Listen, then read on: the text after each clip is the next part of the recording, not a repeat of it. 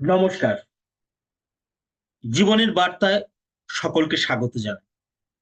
জীবনের বার্তায় আলোচনা হোক জীবনের কথা নিয়ে।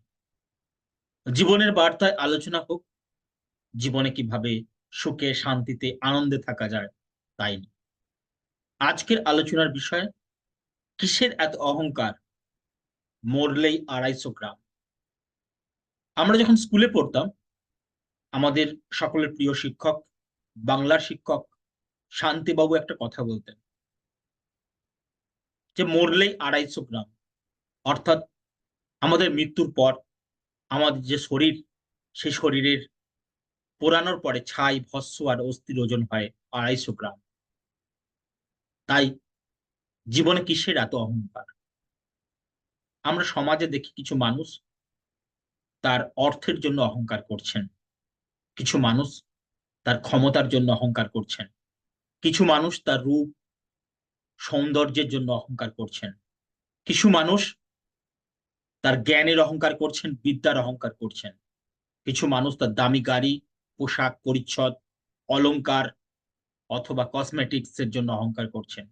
কিছু মানুষ আবার নামি দামি স্কুলে পড়ে বলে তার অহংকার করছে।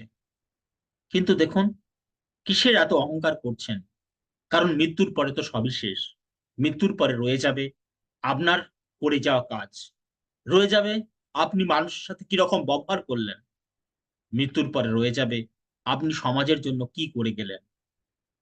তাই কিসের জন্য এত অহংকার করছেন? আজ আপনার অর্থ আছে, আগামী দিনে সেই অর্থ থাকবে কিনা তার কোনো গ্যারেন্টি নাই।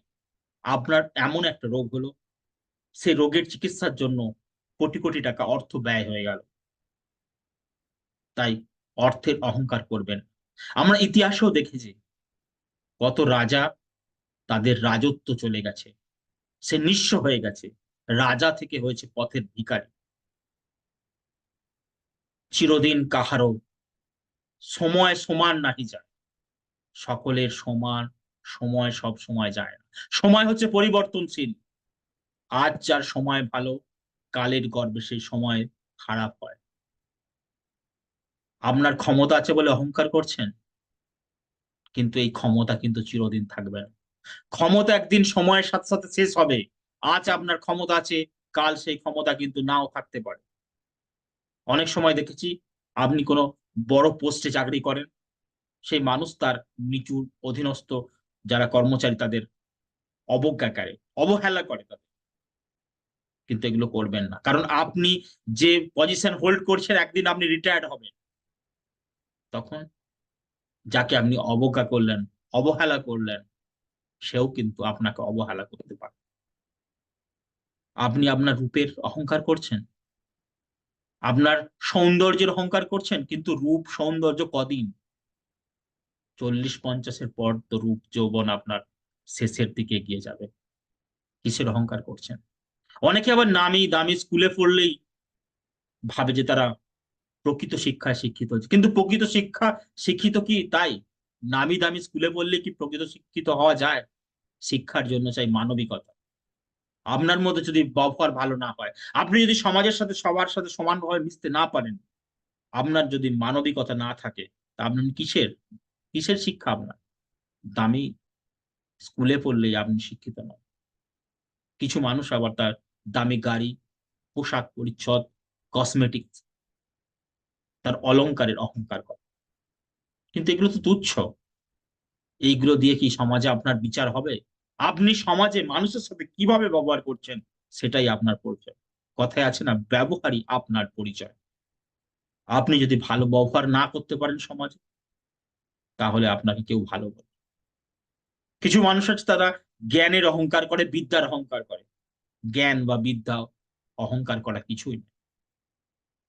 আপনি হয়তো একটা ভালো চাকরি করেন, আপনি হয়তো একটা বড় ডাক্তার, বা আপনি হয়তো একটা বড় ইঞ্জিনিয়ার, কিন্তু এমন একটা দুর্নীতির সাথে আপনি জড়িত প্রমাণিত হলো, তখন কি হবে? আপনার সমস্ত অহংকার, আপনার সমস্ত গর্ব মাটির সাথে মিশে যাবে।